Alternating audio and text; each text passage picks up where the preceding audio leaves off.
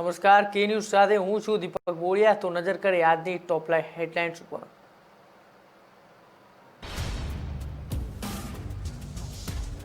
વડાપ્રધાન નરેન્દ્ર મોદીએ આજે આવાસ યોજના ગ્રામીણ અંતર્ગત ઉત્તર પ્રદેશના 6.1 લાખ લોકોને 2691 કરોડ રૂપિયા સહાયની રકમ રિલીઝ કરી હતી। તેમાં 5.30 લાખ લોકોને પ્રથમ હપ્તો જ્યારે 80,000 લોકોને બીજા હપ્તાની સહાયની જાહેરાત કરવામાં આવી હતી।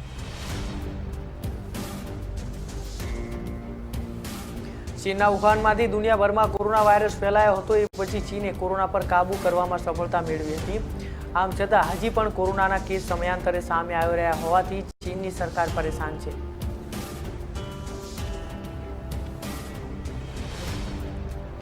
જમ્મુ કાશ્મીરમાં સરહદ ક્રોસ કરીને ભારતમાં ઘૂસણખોરી કરાવવાની પાકિસ્તાનની વધુ એક કોશિશને સેનાએ નિષ્ફળ બનાવી છે।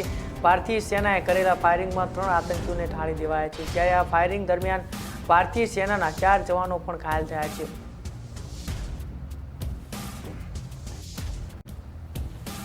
આખી દુનિયામાં તબાહી મચાવનાર કોરોના વાયરસની ભયંકરતા અંગે ચીનના વુહાન શહેરના ડોક્ટરોએ જાણકારી આપી હતી, પણ સરકારે તેમને મોઢું બંધ રાખવાની તાકીદ કરી હોવાનો ખુલાસો એક ડોક્યુમેન્ટરીમાં થયો છે।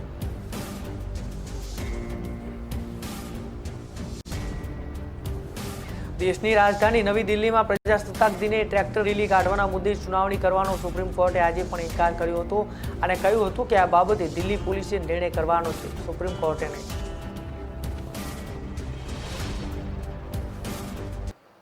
નમસ્કાર, કે ન્યૂઝ સાથે હું છું દીપક। તો સમાચારો જોઈએ વિગતવાર।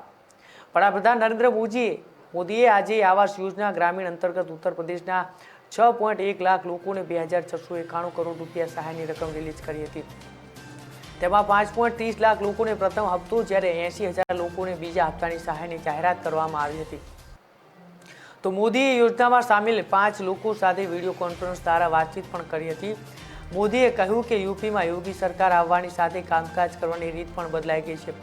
ગત સરકારે લોકોને આવાસ યોજનાનો લાભ થવા દીધો ન હતો। વડાપ્રધાને કહ્યું હતું કે થોડા સમય પહેલા સૂર્ય ઉત્તરાયણ બન્યો છે।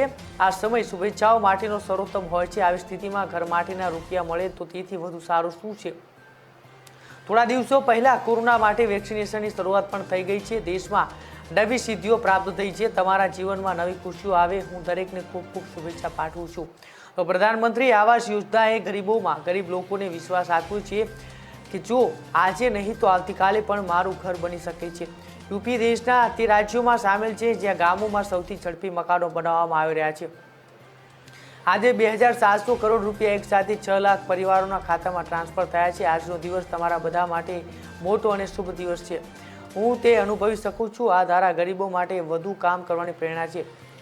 તો પીએમજીના ક્ષેત્રમાં આવતા મેદાનીય વિસ્તારોના લોકો માટે મકાનો બનાવવા માટે રૂપિયા 1.20 લાખ, જ્યારે પર્વતીય વિસ્તારો, ઉત્તર પૂર્વ રાજ્યો, જમ્મુ કાશ્મીર અને લદ્દાખ જેવા વિસ્તારોના લોકોને 1.30 લાખ રૂપિયા સહાય આપવામાં આવે છે। તેમજ મહાત્મા ગાંધી રાષ્ટ્રીય ગ્રામીણ રોજગાર ગેરંટી યોજના દ્વારા રોજગાર અને સ્વચ્છ ભારત મિશન ગ્રામીણ અંતર્ગત શૌચાલયો બનાવવા માટે 12,000 રૂપિયાની સહાય આપવામાં આવે છે। તો ચીનના વુહાનમાંથી દુનિયાભરમાં કોરોના વાયરસ ફેલાયો હતો એ પછી ચીને કોરોના પર કાબૂ કરવામાં સફળતા મેળવી હતી। આમ છતાં હજી પણ કોરોનાના કેસ સમયાંતરે સામે આવી રહ્યા હોવાથી ચીનની સરકાર પરેશાન છે। તો મળતી વિગતો પ્રમાણે કોરોનાના કેટલાક નવા કેસ સામે આવ્યા બાદ ચીનની રાજધાની બીજિંગમાં 5 વિસ્તારોમાં લોકડાઉન લાગુ કરાયું છે। 16 લાખ લોકોને બીજિંગ છોડવાની મનાઈ ફરમાવવામાં આવી છે। સરકારે બીજિંગની સબવે ટ્રેન સુવિધા બંધ કરી દીધી છે। તો અધિકારીઓનું કહેવું છે કે 10 ડિસેમ્બર પછી જેઓ પણ બીજિંગમાં આવ્યા છે તે તમામ લોકોની મેડિકલ તપાસ કરવામાં આવશે। ઉલ્લેખનીય છે કે ચીનમાં મંગળવારે કોરોનાના 118 નવા કેસ સામે આવ્યા હતા, જ્યારે આજે 103 કેસ નોંધાયા છે। આ પૈકીના 7 કેસ બીજિંગમાં છે। જે વિસ્તારમાં આ કેસ સામે આવ્યા છે ત્યાંના લોકો પર પ્રતિબંધો લાગુ કરવામાં આવ્યા છે। ઉપરાંત આ વિસ્તારોમાં 50થી વધુ લોકોના ભેગા થવા પર પ્રતિબંધ મુકાયો છે। લગ્ન સમારોહ સ્થગિત કરવાનો આદેશ અપાયો છે। તો જમ્મુ કાશ્મીરમાં સરહદ ક્રોસ કરીને ભારતમાં ઘૂસણખોરી કરાવવાની પાકિસ્તાનની વધુ એક કોશિશને સેનાએ નિષ્ફળ બનાવી છે। ભારતીય સેનાએ કરેલા ફાયરિંગમાં 3 આતંકીઓને ટાળી દેવાયા છે, જ્યારે આ ફાયરિંગ દરમિયાન ભારતીય સેનાના 4 જવાનો પણ ઘાયલ થયા છે। સૂત્રોએ કહ્યું હતું કે પાકિસ્તાની સેનાએ આતંકીઓને ઘૂસણખોરી કરાવવા માટે અખનૂર સેક્ટરમાં મંગળવારની સાંજથી ભારે ફાયરિંગ શરૂ કર્યું હતું, જેમાં ભારતીય સેનાના 4 જવાનો ઘાયલ થયા હતા। જો કે વળતી કાર્યવાહીમાં સેનાના જવાનોએ 3 આતંકીઓને ઠારી દીધા હતા। તો સૂત્રોનું કહેવું છે કે માર્યા ગયેલા આતંકીઓની લાશો પાકિસ્તાન તરફની સરહદમાં પડી છે અને ભારતીય સેનાના જવાનોની બીકે હજી સુધી પાકિસ્તાને આ મૃતદેહો ઉઠાવવાની હિંમત પણ કરી નથી। તો નવા વર્ષમાં પાકિસ્તાને શસ્ત્ર વિરામનો મોટા પાયે ભંગ કર્યો હોય તેવો આ પહેલો કિસ્સો છે। તો આખી દુનિયામાં તબાહી મચાવનાર કોરોના વાયરસની ભયંકરતા અંગે ચીનના વુહાન શહેરના ડોક્ટરોને જાણકારી હતી, પણ સરકારે તેમને મોઢું બંધ રાખવાની તાકીદ કરી હોવાનો ખુલાસો એક ડોક્યુમેન્ટરીમાં થયો છે। બ્રિટિશ મીડિયાના અહેવાલ પ્રમાણે સ્ટિંગ ઓપરેશનમાં વુહાનના કેટલાક ડોક્ટરોએ કબૂલ્યું હતું કે ચીનમાં ડિસેમ્બર 2019થી વુહાન શહેરમાં વાયરસ ફેલાવાની શરૂઆત થઈ ગઈ હતી અને આ વાયરસ માણસ થકી બીજા માણસમાં ફેલાશે તે વાતમાં કોઈ સંદેહ નહોતો। એ પછી 5 જાન્યુઆરીથી બીજા 12 દિવસ ઝડપથી તેનું સંક્રમણ ફેલાયું હતું। આમ છતાં ચીને આ મુદ્દે કોઈને જાણકારી આપી નહોતી, કારણ કે સરકારે ડોક્ટરોને આ અંગે ચૂપ રહેવાનું કહ્યું હતું। કેમેરા પર એક ડોક્ટર બોલતા સંભળાય છે કે અમને કહેવામાં આવ્યું હતું કે કશું બોલવાનું નથી। હોસ્પિટલોને પણ આ જ પ્રકારનો આદેશ આપવામાં આવ્યો હતો। તો જાણકારોનું માનવું છે કે જો ચીન પહેલેથી આ મુદ્દે પારદર્શક રહ્યું હોત તો વાયરસની શરૂઆતમાં જ રોકી શકાયો હોત, તો દુનિયાને પણ ઝડપથી તેની જાણકારી મળી હોત અને વાયરસને રોકવા માટેના પગલાં ઝડપથી લઈ શકાયા હોત। તો દેશની રાજધાની નવી દિલ્હીમાં પ્રજાસત્તાક દિને ટ્રેક્ટર રેલી કાઢવાના મુદ્દે સુનાવણી કરવાનો સુપ્રીમ કોર્ટે આજે પણ ઇનકાર કર્યો હતો અને કહ્યું હતું કે આ બાબતે દિલ્હી પોલીસે નિર્ણય કરવાનો છે, સુપ્રીમ કોર્ટે નહીં।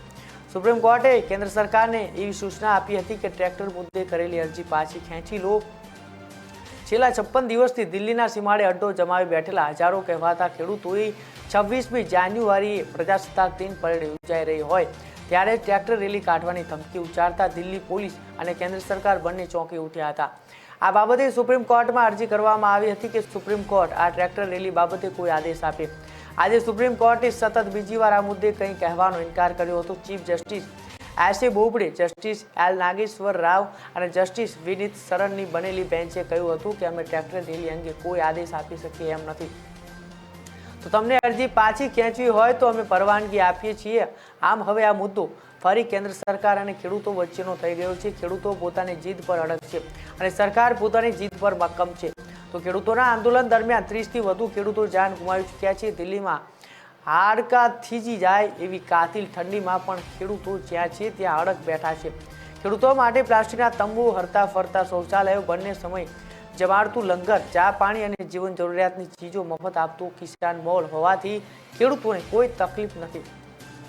તો એ લોકોએ તો એવી ચેતવણી આપી હતી કે અમે 2024ની સંસદીય ચૂંટણી સુધી અહીં બેસી રહેવા તૈયાર છીએ। અમારી એક જ માંગણી છે કે સરકારે નવા કૃષિ કાયદા પાછા ખેંચવા। અમને સુપ્રીમ કોર્ટે રચેલી સમિતિ પર ભરોસો નથી।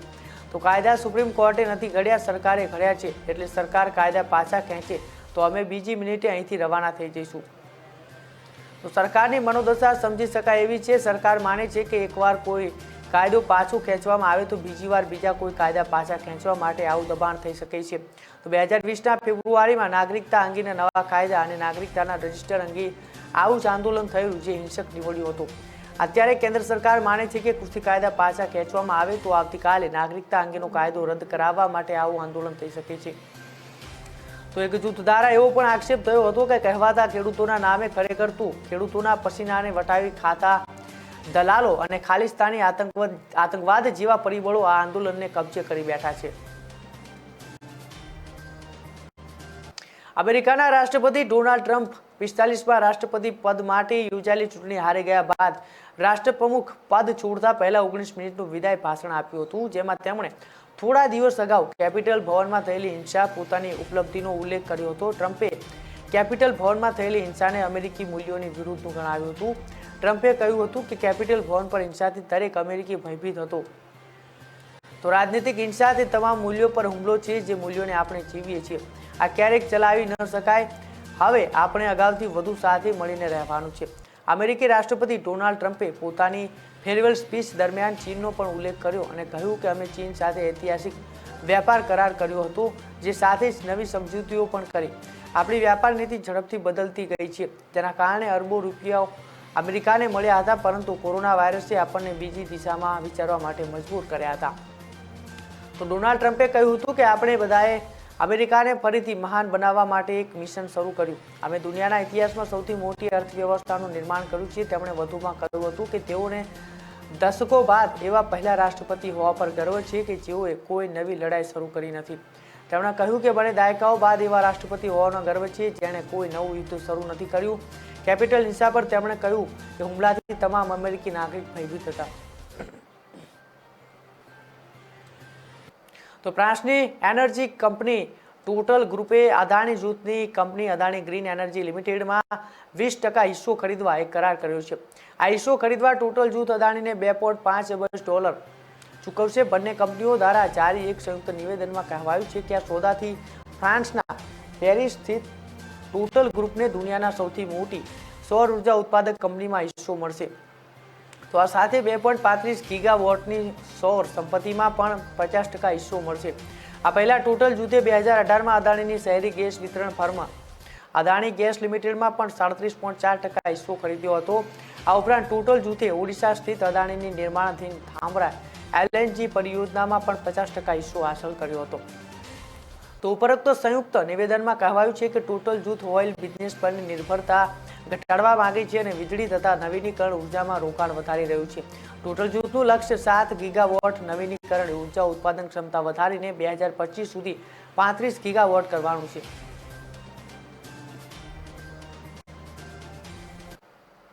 તો કંગના રનૌતે બોલિવૂડ પર બેફામ નિવેદનો આપી રહી છે. વેબ સિરીઝ તાંડવમાં હિન્દુ ધર્મના અપમાન પર કંગનાએ પોતાનો અભિપ્રાય આપ્યો હતો. ત્યારબાદ કંગના ટ્રોલર્સના નિશાને આવી ગઈ છે. આટલું જ નહીં, મીડિયામાં suspend Kangana Ranaut hashtag trend થયા બાદ એક્ટ્રેસે પોતાને બબ્બર શેરની ગણાવી છે. આ પહેલા એક શો મીડિયા પોસ્ટમાં કંગનાએ ચેતવણી આપી હતી કે તે લિબરલ્સનું જીવન મુશ્કેલ કરીને રહેશે.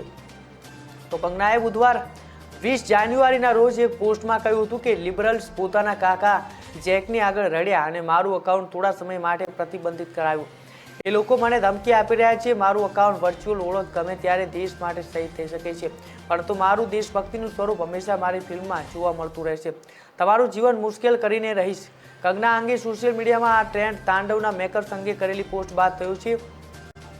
તો કંગનાએ શિશુપાલ તથા ભગવાન કૃષ્ણનું ઉદાહરણ આપ્યું હતું. કંગનાએ તાંડવ અંગે કરેલી પોસ્ટ તથા તે ડિલીટ કર્યા બાદથી તે યુઝર્સના નિશાના પર હેશટેગ ઉપર છે. તો કંગના રનૌત હેઠળ 24,000થી વધુ પોસ્ટ કરવામાં આવી છે. ત્યારબાદ કંગનાએ પોતાના અકાઉન્ટમાં પોસ્ટ કર્યું હતું કે દેશદ્રોહી સસ્પેન્ડ કંગના રનૌતને ટ્રેન્ડ કરાવે છે. પ્લીઝ કરતા રહો. જ્યારે તેમણે રંગોલીનું અકાઉન્ટ સસ્પેન્ડ કર્યું ત્યારે હું આવી અને તેમના જીવનને દુઃખી કરી નાખ્યું. હવે જો તેઓ મને સસ્પેન્ડ કરે છે તો હું વર્ચ્યુઅલ વર્લ્ડમાંથી બહાર આવી જઈશ અને તેમને દુનિયાની અસલી કંગના રનૌત બતાવીશ. તમામ પિતાઓની માતા બબ્બર શેરની તેમણે એવું જણાવ્યું હતું.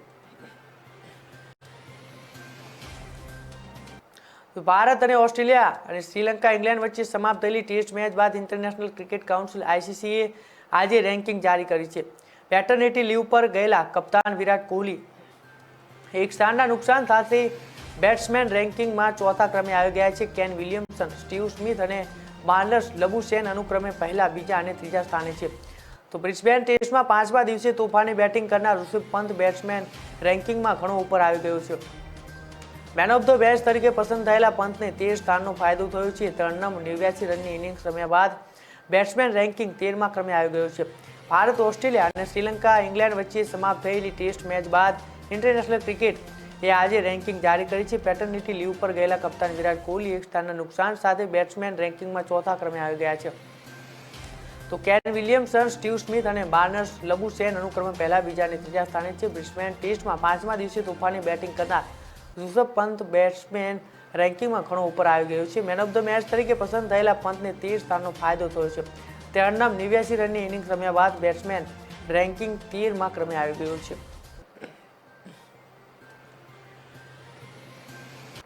તો રાજકોટના બામણબોર બાઉન્ડ્રી નજીક પંસલ પેટ્રોલ પંપ પાસે મોડી રાતે 3 વાગે બંધ પડેલા ડમ્પર પાછળ આઈસર ધડાકાભેર અથડાતા એકનું ઘટના સ્થળે અને એકનું સારવાર દરમિયાન મોત નીપજ્યું હતું. જ્યારે આઈસરમાં સવાર અન્ય 4 લોકો ઇજાગ્રસ્ત થતા તેમને સારવાર માટે હોસ્પિટલ ખસેડવામાં આવ્યા હતા. અમદાવાદમાં રહેતો મજૂર પરિવાર અમદાવાદથી સામાન ભરી વતન જુજારપુરમાં નવા બનાવેલા મકાનમાં રહેવા આવી રહ્યો હતો ત્યારે મોડી રાતે અકસ્માત થયો હતો. મળતી માહિતી મુજબ અમદાવાદમાં નરોડામાં રહેતા અને મિલમાં નોકરી કરતા કાનજીભાઈ રૂડાભાઈ સેવરાએ લોકડાઉનમાં નોકરી ગુમાવતા તેઓ 6 મહિના પહેલા અમદાવાદથી મૂળ વતન ચોરવાડના જુજારપુર આવી ગયા હતા અને વારસામાં મળેલી જમીન પર નવું મકાન બનાવવાનું શરૂ કર્યું હતું. તો તેમના પત્ની, પુત્ર અને પુત્રી અમદાવાદમાં જ રોકાયા હતા. પુત્ર વિશાલ એમઆર તરીકે નોકરી કરતો હોય તે તથા માતા લીલીબેન સેવરા અમદાવાદ ખાતે જ રોકાયા હતા. એમકોમનો અભ્યાસ કરતી બહેન દીક્ષિતા અને વિશાલના કાકાની દીકરી સાવની ભૂપતભાઈ સેવરા મકર સંક્રાંતિ કરવા અમદાવાદ ગયા હતા. વતન જુજારપુરમાં નવું મકાન બનીને તૈયાર થઈ ગયું હોય. વિશાલના પિતા કાનજીભાઈ અગાઉથી જ અહીં હતા. વિશાલ, તેના માતા, બહેન અને પિતરાઈ બહેન ગઈકાલે રાતે આઈસરમાં સામાન ભરાવી અમદાવાદથી ચોરવાડ આવવા રવાના થયા હતા. આઈસર માળિયા હાટીના પડુરી ગામના સામતભાઈ કરશનભાઈ ગરચર ચલાવતા હતા. અમદાવાદથી સામાન ચડાવતા ઉતારવા માટે એક મજૂર પણ આઈસરમાં બેઠો હતો. ત્યારે બામણગોર પાસે રાત્રે 3 વાગે એક ડમ્પર બંધ ઊભું હતું. ડ્રાઈવરને ન દેખાતા તેની પાછળ આઈસર ધડાકાભેર અથડાતા એના આગળના ભાગનો ભૂકો બોલી ગયો હતો. અકસ્માતમાં વિશાલનું ઘટના સ્થળે જ મોત થયું હતું, જ્યારે સાથે આવેલા મજૂરનું સારવાર દરમિયાન મોત થયું હતું.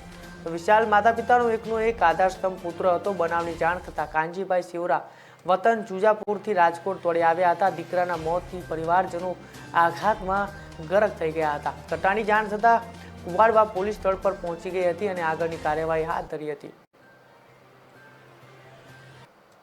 તો ગુજરાત સરકાર દ્વારા તાજેતરમાં અમલમાં મૂકવામાં આવેલા ગુજસી ટોકના કાયદા હેઠળ વડોદરામાં પ્રથમ ગુનો નોંધાયો છે. શહેરની માથાભારે બિચ્છુ ગેંગ સામે ક્રાઇમ બ્રાન્ચે ગુજસી ટોક હેઠળ ગુનો નોંધીને 12 સાગરીતોની ધરપકડ કરવામાં આવી છે. જોકે ગેંગનો મુખ્ય સૂત્રધાર અસલમ બોડિયો હાલ ભૂગર્ભમાં ઉતરી ગયો છે. માથાભારે ગુનેગારોને સબક શીખવાડવા અને ગુનાખોરી ડામવા માટે રાજ્ય સરકાર દ્વારા ગુજસી ટોકનો કાયદો અમલમાં લવાયો હતો.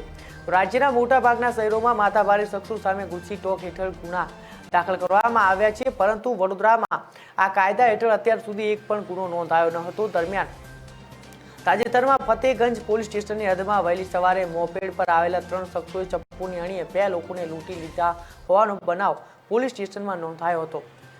આ બનાવમાં પોલીસે બિચ્છુ ગેંગના માથાભારે હતી સફદર હુસેન, મલેક અહમદ સિદ્દીક, અબ્દુલ સત્તાર મંસૂરી અને ફૈઝલ હુસેન શેખની ધરપકડ કરી હતી. જ્યારે શાહનવાજ ઉર્ફે ચાઇનીઝ બાબા જુલ્ફિકાર અલી સૈયદની શોધખોળ કરવામાં આવી રહી છે. તો વડોદરા શહેરના જોઈન્ટ પોલીસ કમિશનર ચિરાગ કુરોડિયા અને ડીસીપી જયદીપસિંહ જાડેજાએ જણાવ્યું હતું કે બિચ્છુ ગેંગ સામે વડોદરામાં 1998થી અત્યાર સુધીમાં 62 ગુના નોંધાયા છે અને પોલીસે બિચ્છુ ગેંગના 26 પૈકી 12 સાગરીતની ધરપકડ કરી છે. અને અસલમ બોડિયાને પકડવા માટે અમે ટીમો બનાવી છે અને તેની શોધખોળ હાથ ધરી છે. ઉલ્લેખનીય છે કે ભૂતકાળમાં અસલમ બોડિયાની બિચ્છુ ગેંગ સામે વડોદરા શહેરના વિવિધ પોલીસ સ્ટેશનોમાં મારામારી, રાયોટિંગ, ખંડણી, લૂંટ, મકાન, જમીન ખાલી કરાવવા જેવા અસંખ્ય ગુનાઓ નોંધાયા છે. ત્યારે બિચ્છુ ગેંગે ફરી માથું ઉચકતા પોલીસ એક્શનમાં આવી હતી. વડોદરા ક્રાઇમ બ્રાન્ચે સરકાર દ્વારા ગુનાખોરી ડામવા માટે નવા અમલમાં મુકાયેલા ગુજસી ટોક હેઠળ બિચ્છુ ગેંગ સામે ગુનો નોંધ્યો હતો અને 12 લોકોની ધરપકડ કરવામાં આવી હતી. હાલ બિચ્છુ ગેંગનો મુખ્ય સૂત્રધાર અસલમ બોડિયો ભૂગર્ભમાં ઉતરી ગયો છે.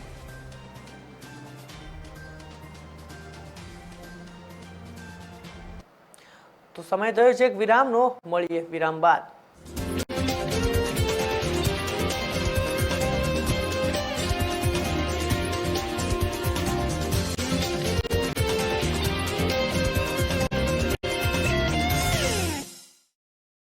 શું ખબર ગુજરાતની? ખબર તો ગૃહલક્ષ્મી એવી બહેનોને વધુ સમૃદ્ધ કરવાની છે.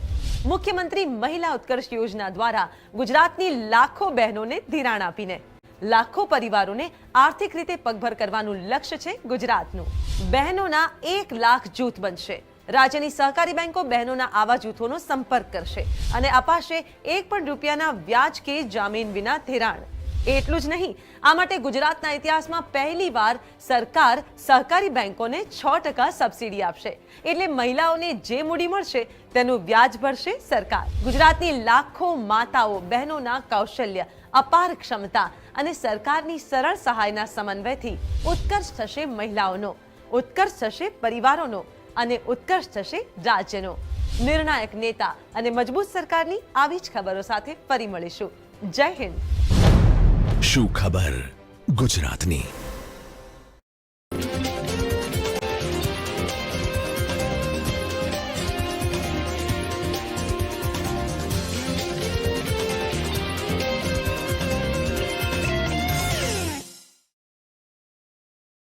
વિરામ બાદ સ્વાગત છે. નજર કરીએ આગળના મહત્વપૂર્ણ સમાચારો પર.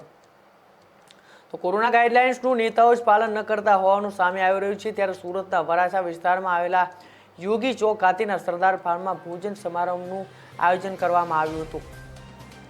કોંગ્રેસના પૂર્વ કાઉન્સિલર નિલેશ કુંભાણી દ્વારા યોજવામાં આવેલા ભોજન સમારંભમાં બાળકો સહિતના લોકો માસ્ક વગર દેખાયા છે. સોશિયલ ડિસ્ટન્સના નિયમોનો ભંગ કરતા આ ભોજન સમારંભ અંગે પૂર્વ કાઉન્સિલર નિલેશ કુંભાણીએ કહ્યું હતું કે બ્રહ્મ ભોજનનો કાર્યક્રમ યોજવામાં આવ્યો છે, તો અમે ગાઈડલાઇન્સ પ્રમાણે 100 લોકો જમી લે પછી 100 લોકોને જમવાનું કરેલું. ભાજપની જેમ મોટી સંખ્યામાં લોકો એકઠા કર્યા નહોતા, છતાં અમારા પર પણ દબાણ થઈ રહ્યું છે. યોગી ચોક નજીક પૂણા વિસ્તારની હદમાં આવેલા સરદાર ફાર્મ ખાતે પૂર્વ કાઉન્સિલ દ્વારા બ્રહ્મ ભોજનનો કાર્યક્રમ યોજવામાં આવ્યો હતો, જેમાં મોટી સંખ્યામાં લોકો ભોજન કરતા અને લાઇનમાં ઊભા રહેલા દેખાય છે. તમામ લોકો માસ્ક વગર દેખાય છે. એ સાથે પીરસનારા અને ખુદ નિલેશ કુંભાણી પણ લાડવા પીરસતી વખતે માસ્ક વગર જોવા મળ્યા છે. તો પૂર્વ કાઉન્સિલર નિલેશ કુંભાણીએ કહ્યું હતું કે અમે ગાઈડલાઇન્સ પ્રમાણે કાર્યક્રમ યોજ્યો હતો. મર્યાદિત સંખ્યા હતી. ભાજપના નેતાઓની જેમ અમે મેળાવડો કર્યો નહોતો. હિન્દુ સંસ્કૃતિ પ્રમાણે કામ કરી રહ્યા છીએ, પરંતુ એ પણ કરવા દેવામાં આવતું નથી. ભાજપના નેતાઓ કરે તો કોઈ કાર્યવાહી નહીં અને સામાન્ય લોકો પર જ કાર્યવાહી કરવામાં આવે છે. તો ઇન્ડિયન પ્રીમિયર લીગના ફેબ્રુઆરીમાં થનાર મિની ઓક્શન પહેલા હરભજન સિંહનો ચેન્નઈ સુપર કિંગ્સ સાથેની સફર સમાપ્ત થઈ ગઈ છે. પાજીએ ટ્વીટ કરીને આ અંગે જાણકારી આપી હતી. 40 વર્ષીય ઓફ સ્પિનર છેલ્લા 2 વર્ષથી ચેન્નઈ સાથે જોડાયેલો હતો, પરંતુ IPL 2020માં વ્યક્તિગત કારણોસર રમ્યો નહોતો. ગઈ સિઝન કોરોના મહામારીને લીધે UAEમાં રમાઈ હતી. હરભજન સિંહને ચેન્નઈ સુપર કિંગ્સે IPL 2018માં પોતાની ટીમમાં સામેલ કર્યો હતો. તો મુંબઈની ટીમનો ભાગ રહેલા હરભજનની બેઝ પ્રાઇઝ 2 કરોડ રૂપિયા હતી. ચેન્નઈએ તેને બેઝ પ્રાઇઝમાં ખરીદ્યો હતો. ભજીએ CSK માટે 2018માં 13 મેચમાં 7 વિકેટ અને 2019માં 11 મેચમાં 16 વિકેટ ઝડપી હતી. તેણે ટ્વીટ કર્યું હતું કે ચેન્નઈ સુપર કિંગ્સ સાથે મારો કરાર પૂરો થયો છે. આ ટીમ સાથે રમવાનો એક મોટો અનુભવ હતો. સુંદર યાદો અને કેટલાક અદ્ભુત મિત્રો કે જે મને આગામી વર્ષોમાં યાદ રહેશે. Chennai super Kings management staff અને ચાહકોનો આભાર. 2 શાનદાર વર્ષ, ઓલ ધ બેસ્ટ, તેવું હરભજન સિંહે જણાવ્યું હતું. ભારતે ગાબા ખાતે રમાયેલી ચોથી ટેસ્ટમાં ઓસ્ટ્રેલિયાને 3 વિકેટે હરાવી શ્રેણી 2-1થી પોતાના નામે કરી. ટીમ ઇન્ડિયા સતત બીજી વખત ઓસ્ટ્રેલિયામાં ટેસ્ટ સિરીઝ જીતી છે. અંતિમ મેચ પછી ઓસ્ટ્રેલિયાના કેપ્ટન જસ્ટિન લેંગરે કહ્યું, પહેલી વાત, ક્યારેય કોઈ વસ્તુ હળવાશથી લેવી નહીં અને ભારતીયોને તો ક્યારેય ઓછા આંકવા નહીં. ભારતની વસ્તી 1.5 બિલિયન છે. જો તમે તેમની પ્લેઇંગ 11માં છો તો તમે જરૂર મજબૂત ખેલાડી હશો. અમને આ હાર લાંબો સમય પૂછશે. તો નોંધનીય છે કે શ્રેણી જીતવી એટલે ખાસ છે, કારણ કે ભારત મુખ્ય ખેલાડીઓની ગેરહાજરીમાં શ્રેણી જીત્યું. કેપ્ટન વિરાટ કોહલી પ્રથમ ટેસ્ટ પછી પેટર્નિટી લીવ પર ગયો હતો. ઈશાંત શર્મા ઇજાગ્રસ્ત હોવાથી પ્રવાસે ગયો નહોતો. મોહમ્મદ શમી, ઉમેશ યાદવ, રવિન્દ્ર જાડેજા, હનુમાન વિહારી ઇજાગ્રસ્ત થયા હતા. તે ઉપરાંત ભારત પ્રથમ ટેસ્ટમાં 36 રનમાં ઓલ આઉટ થયું હતું. આ ટેસ્ટમાં ટીમની સૌથી શરમજનક હાર હતી. તો લેંગરે કહ્યું કે આ શાનદાર સિરીઝ હતી. અંતમાં એક ટીમ હારે છે અને એક જીતે છે. આજે ટેસ્ટ ક્રિકેટ જીત્યું. અમને આ હાર લાંબો સમય પૂછશે. આ જીતનો બધો શ્રેય ભારતને જાય છે. તેમણે અમને પાઠ ભણાવ્યો. તો લેંગરે વધુ ઉમેરતા કહ્યું કે એડિલેડમાં 36 રનમાં ઓલ આઉટ થયા બાદ ભારતે શાનદાર વાપસી કરી. પ્રથમ ટેસ્ટ 3 દિવસમાં હાર્યા છતાં તેમણે હિંમત ન હારી. તેમજ જસપ્રીત બુમરાહ અને રવિન્દ્ર જાડેજા જેવા ખેલાડીઓ ઇજાગ્રસ્ત હોવા છતાં આ રીતે જીતવું મોટી સિદ્ધિ છે. ઋષભ પંતની ઇનિંગ્સના વખાણ કરતા ઓસ્ટ્રેલિયન કોચે કહ્યું કે પંત એક શાનદાર ઇનિંગ્સ રમ્યો હતો. તેની ઇનિંગ્સ જોઈને મને હેન્ડલિંગમાં બેન સ્ટોકની યાદ આવી ગઈ. પંત નીડર થઈને રમ્યો. તે એક અવિશ્વસનીય ઇનિંગ્સ હતી. તો ટપોટપ બગલાના મોતથી જીવદયા પ્રેમીઓમાં અરેરાટી વ્યાપી જવા પામી. દરરોજ 2 થી 3 બગલાઓના મોત નિપજતા હોવાનું સ્થાનિકોએ જણાવ્યું હતું. તો મૃત બગલાઓના કારણે શ્વાનના પણ મોતથી મામલો ગરમાયો. ત્યારે જીવદયા પ્રેમીઓએ RFOને જાણકારી આપતા વન અધિકારી લાજવાના બદલે ગાજ્યા. પોલીસ ફરિયાદની ધમકી આપતા જીવદયા પ્રેમીઓમાં રોષ ફેલાયો. ચોટીલામાં જીવદયા પ્રેમીઓનો જે રોષ ભભૂકી રહ્યો હતો, આજે તેનો અંત આવ્યો છે. 10 જાન્યુઆરીએ ચાલુ થયેલું કરુણા અભિયાન આજે 20 જાન્યુઆરીએ પૂર્ણ થવાના આરે હતું અને અમે ઘણા બધા રાજી હતા કે આપણે કોઈ એવો અનિચ્છનીય બનાવ નથી બન્યો. ભૂતકાળમાં જે ઉત્તરાયણના દિવસે બન્યું અને જે 4 કલાક બર્ડ હેલ્પલાઇન બંધ રહી તેનાથી બહુ દુઃખ હતું, પણ વન ખાતાની કામગીરી પણ સારી હતી. એટલા માટે અમે જે છે ઇગ્નોર કરીને એને સહકાર આપેલો. આજે 20 જાન્યુઆરી 2021ના રોજ ચોટીલામાં આવેલ ગાંધીબાગ વિસ્તારમાં બગલા મરી ગયા હોય એવા મેસેજ મળતા હું તાત્કાલિક અહીંયા આવેલો અને અહીંયાથી અમે આરએફઓને જાણ કરેલ કે અહીંયા આવી રીતનો બનાવ બનેલ છે. ત્યારે ચોટીલાના આરએફઓ JM સરવૈયા પોતે મહિલા આરએફઓ છે અને જવાબદારીની ગંભીરતા સમજવાને બદલે મારી ઉપર આરોપ લગાવવામાં આવ્યો હતો કે મારા માણસો ત્યાં હાજર જ છે, તમે અમને ગેરમાર્ગે દોરી રહ્યા છો, હું તમારી વિરુદ્ધમાં પોલીસ સ્ટેશનમાં ફરિયાદ કરું છું. જ્યારે હકીકત એવી છે કે ચોટીલા ગાંધીબાગ વિસ્તારની અંદર જ્યાં અહીંયા મોટા મોટા વૃક્ષો છે ત્યાં દરરોજ 2 થી 3 બગલા મરી રહ્યા છે. અહીંના જે કર્મચારી નગરપાલિકાના કર્મચારી છે એમના કહેવા પ્રમાણે અહીંયા 2 થી 3 બગલા મરી રહ્યા છે અને એ બગલાને જે કૂતરાઓ ખાય છે તો 4 કૂતરાઓ પણ મરી ગયા છે. આવી ગંભીર ઘટનાની નોંધ લેવાને બદલે લાજવાની બદલે ગાજવાનું કામ ચોટીલા આરએફઓ કરી રહ્યા છે અને મને એક સામાજિક કાર્યકર, હું પોતે પત્રકાર છું, મને ધમકાવવાનો પ્રયત્ન કરે છે અને મારી વિરુદ્ધ પોલીસ ફરિયાદ કરવાની ધમકી પણ આપે છે. તો અત્યારે સમાચારોમાં આટલું જ. વધુ સમાચારો માટે જોતા રહો કે ન્યૂઝ. નમસ્કાર.